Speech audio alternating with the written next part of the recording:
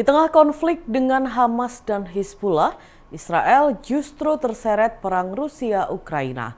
Kondisi itu terjadi saat Israel disebut akan memasok rudal Patriot untuk Kiev. Tidak hanya menghancurkan senjata Israel, Rusia pun mengancam akan menyerang Tel Aviv secara langsung. Dikutip dari tribunnews.com, hal itu disampaikan oleh Dewan Keamanan PBB Vasily Nebenzia.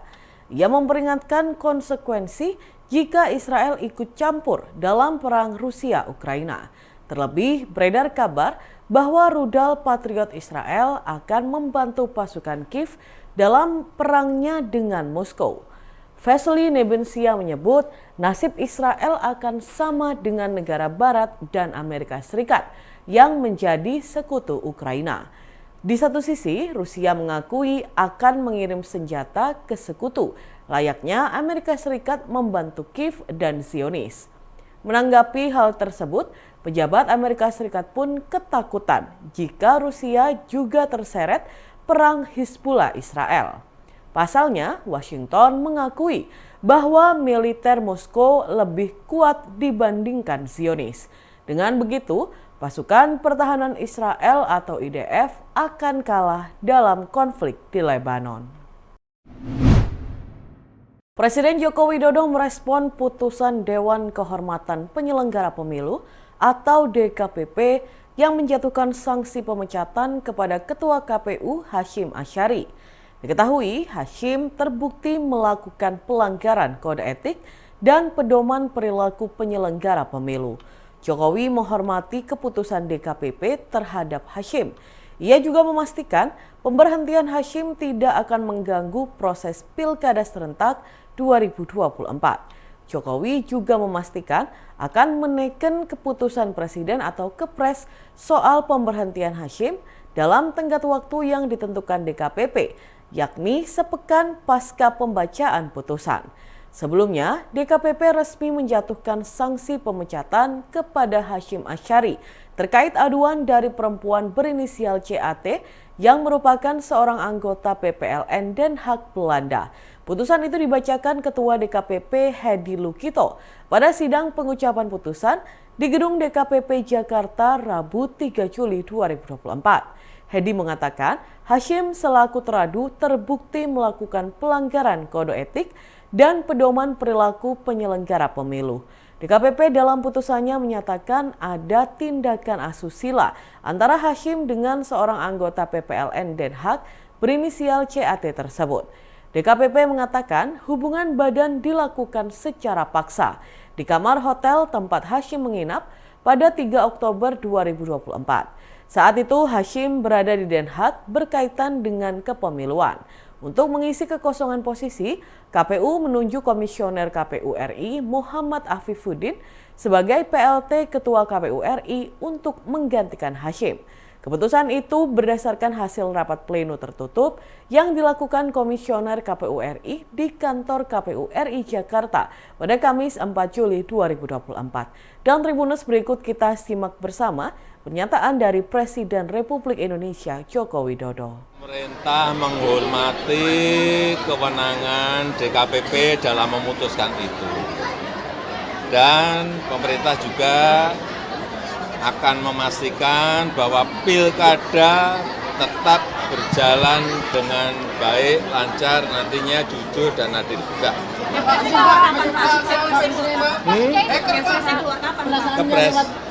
Kepres belum masuk ke meja saya.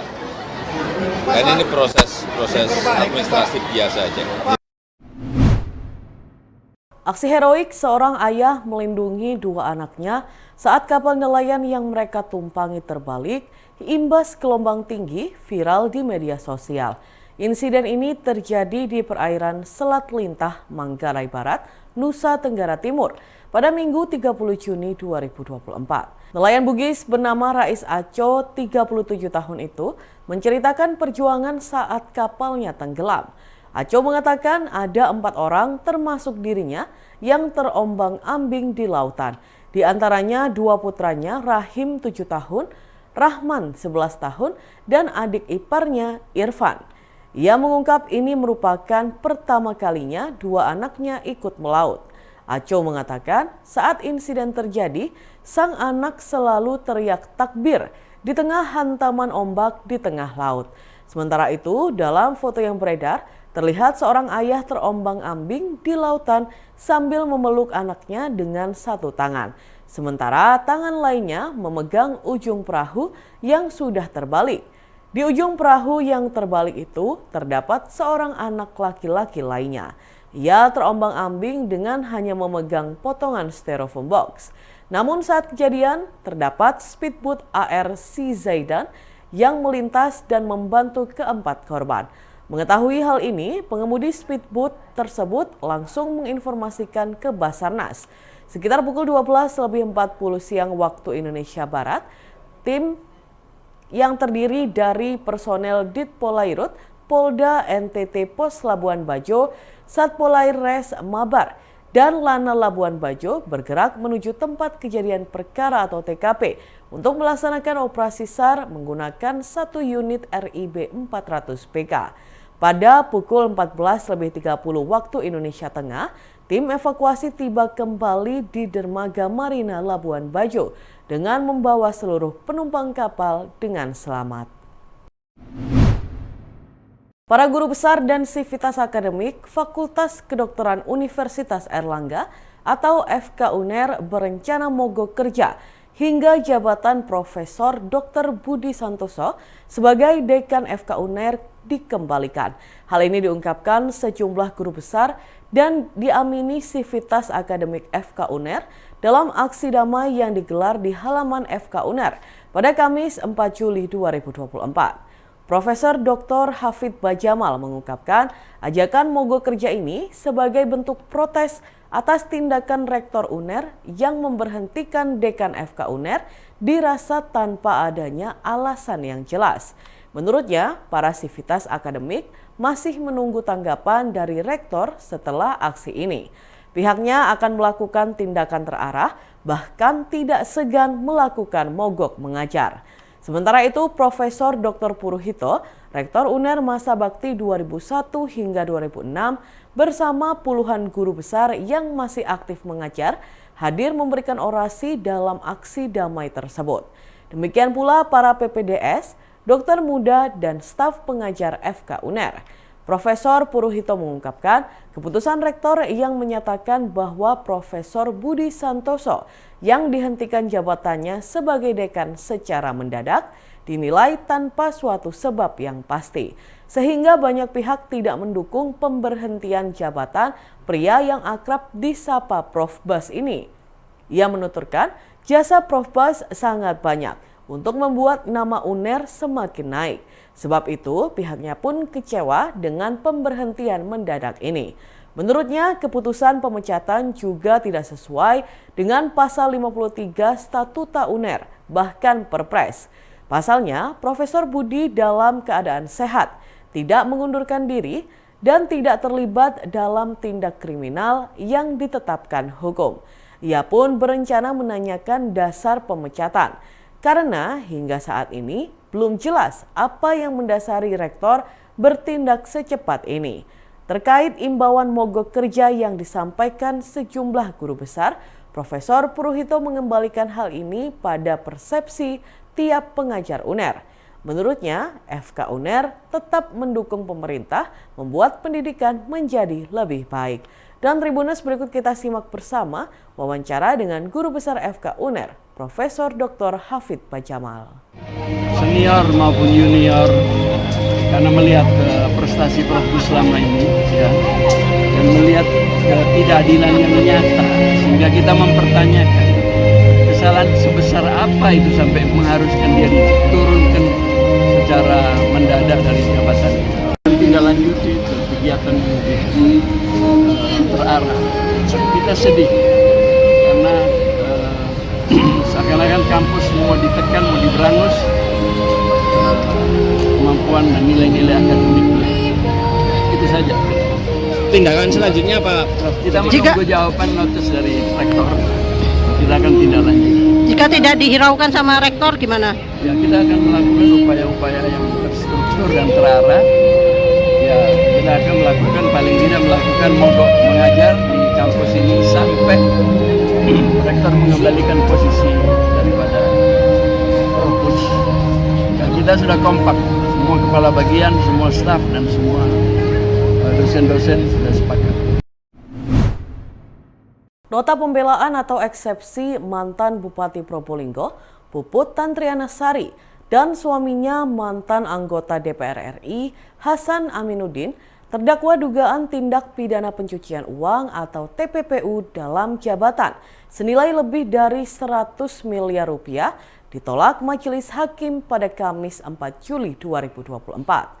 Pasangan suami istri itu akan menjalani sidang atas perkara TPPU pada pekan depan, di tengah prosesnya menjalani masa pemidanaan sebagai terpidana kasus korupsi yang telah divoniskan pada tahun 2023 lalu.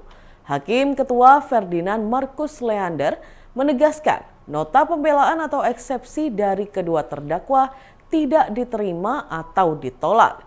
Selain itu, ia juga menyebut bahwa surat dakwaan JPU KPK telah memenuhi syarat formil dan material, sehingga surat dakwaan tersebut dinyatakan sah sebagai dasar penuntutan dalam perkara TPPU yang menjerat kedua terdakwa.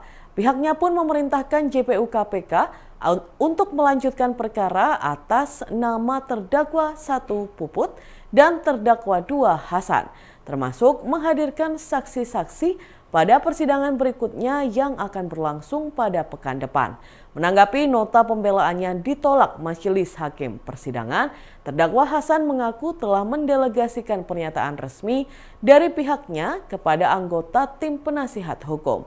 Lalu di tengah jalannya persidangan, penasihat hukum terdakwa Dias mengatakan pihaknya meminta difasilitasi oleh Majelis Hakim agar pihak JPU KPK memberikan informasi nama yang akan dijadikan saksi dalam jalannya persidangan pada pekan depan. Sementara itu, JPU KPK Siswandono mengatakan terdapat sekitar 400 saksi dalam perkara kedua terdakwa sebelumnya. Namun khusus untuk perkara TPPU terdakwa dalam sidang kali ini, terdapat sekitar 200 saksi yang akan dihadirkan dalam sidang lanjutan mulai pekan depan. Siswandono menegaskan keputusan Majelis Hakim Persidangan untuk melanjutkan persidangan ini dalam tahap pembuktian dan merupakan keputusan yang tepat. Penolakan nota eksepsi kedua terdakwa yang dilakukan Majelis Hakim Persidangan secara tidak langsung mematahkan tuduhan tak mendasar dari pihak penasihat hukum terhadap dakwaan yang telah disusun pihaknya. Artinya, Siswandono menegaskan dakwaan yang disusun oleh pihaknya sangatlah jelas dan mendasar. Kemudian dakwaan juga dinyatakan sesuai dengan tugas pokok dan fungsi JPU, termasuk juga menjawab bahwa perkara TPPU yang menjerat kedua terdakwa ini bukan merupakan ne bis en idem, di mana asas ne bis en idem adalah asas hukum yang melarang terdakwa diadili lebih dari satu kali atas satu perbuatan jika sudah ada keputusan yang menghukum ataupun membebaskannya. Dan Tribuners, berikut kita simak bersama wawancara dengan JPU KPK Siswandono. Tentang bahwa dakwaan tidak jelas, dakwaan kabur itu tidak diterima. Ya, jadi hakim menganggap dakwaan kami, dakwaan penuntut itu adalah dakwaan yang jelas, yang bukan dakwaan kabur. Yang pertama, yang kedua terkait dengan kewenangan JPU KPK melakukan penuntutan, ternyata memang kami berwenang. Ketika KPK tidak berwenang untuk melakukan penuntutan itu juga ditolak. Terus yang ketiga, apakah terkait dengan ne bis en idem? Ternyata perkara ini bukan ne bis en idem, beda dengan perkara yang sudah diadili sebelumnya. Tim Jatlanras Polda Jatim berhasil menangkap 2 anggota komplotan pejamret tas yang menewaskan Maya Dwi Ramadhani, 21 tahun, mahasiswi UIN Sunan Ampel, Surabaya, di jalanan kota Surabaya beberapa waktu lalu. Kedua pelaku berhasil ditangkap di lokasi yang berbeda di kawasan Jawa Timur. Namun polisi belum dapat melansir profil identitas ataupun rekam jejak kejahatannya. Kini mereka sedang menjalani penyelidikan dan pengembangan kasus tersebut untuk mempertanggungjawabkan perbuatannya. Diberitakan sebelumnya, korban meninggal dunia setelah jatuh dari motor saat mengejar komplotan pelaku penjamret tasnya di Jalan Arjuno, Surabaya. Ibunda korban, Milah, menuturkan terdapat seorang saksi yang melihat langsung kronologi awal saat Maya dijamret oleh pelaku pada Kamis 23 Mei 2024 malam. Saksi kunci itu adalah seorang perempuan pekerja kantoran yang sedang naik ojek online. Mila menceritakan sekitar pukul 23 malam waktu Indonesia Barat, saksi dibonceng ojol melintas di Jalan Arjuno beberapa meter menjelang kantor Pengadilan Negeri atau PN Surabaya. Saksi melihat langsung bahwa Maya yang mengendarai motor seorang diri dipepet oleh pelaku, lalu dijamret dengan mengambil tas lempang yang tergantung pada bahu kiri sang anak. Maya sempat mempertahankan diri dan tak sadar bahwa tas yang tadi sempat ditarik pelaku terjatuh dan tertinggal di aspal. Saksi berinisiatif mengambil tas tersebut dengan maksud mengamankan agar dapat segera diberikan pada korban. Di luar dugaan, ternyata Maya tidak mendengar teriakan saksi dan ojol yang memanggilnya. Korban disebut berupaya mengejar pelaku yang berupaya untuk kabur. Dalam usaha pengejarannya, motor korban ditendang oleh pelaku hingga hilang kendali dan jatuh. Nahasnya, Maya yang jatuh di lajur arah berlawanan langsung ditabrak oleh sebuah mobil yang melintas. Dan Tribuners, berikut kita simak bersama kesaksian tersangka.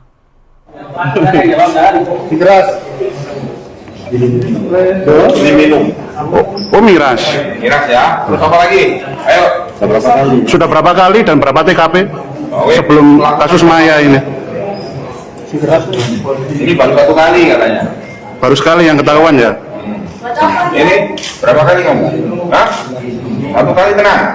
Dulu nggak pernah. Dulu di mana?